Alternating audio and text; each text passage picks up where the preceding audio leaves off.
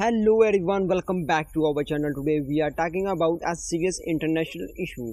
Amnesty International says that India could risk becoming involved in the Gaza conflict by supplying weapons to Israel. Amnesty International is a global human rights organization. It says that countries should stop sending weapons if there is a risk that those weapons could be used to break international law or harm civilians. The organization claimed that if India continued to export equipment or weapon parts to Israel, it could face circumstances for being linked to possible human rights violations in Gaza. The war in Gaza has accused huge destruction. Thousands of people have been killed or injured, and many homes, schools, and hospitals have been damaged.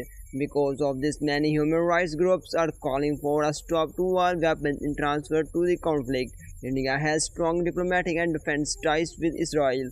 The two countries cooperate in areas like technology, security, and military equipment. However, India has not accepted an Amnesty International allegation and continue to say that it supports peace dialogue and two-state solution for Israel and Palestine.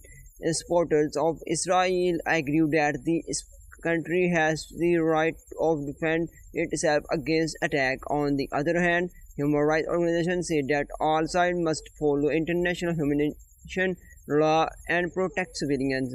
This issue is now being discussed around the world. Many governments and international organizations are debating whether arms export should continue while the conflict is ongoing. As the situation develops, the world will be watching closely to see what decision different countries.